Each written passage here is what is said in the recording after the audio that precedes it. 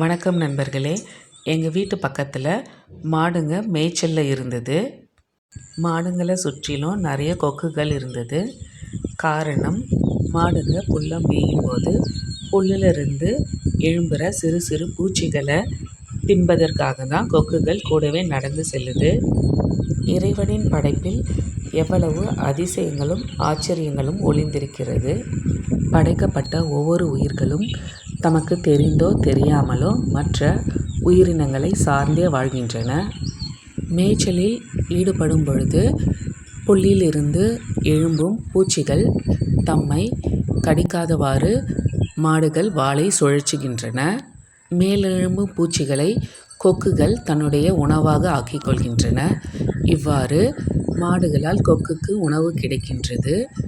கொக்கினால் மாடுகளுக்கு பாதுகாப்பு கிடைக்கிறது. இயற்கை அதிசயங்களும் ஆச்சரியங்களும் நிறைந்த நம்முடைய அறிவிற்கு அப்பாற்பட்ட மறைபொருளே. நன்றி.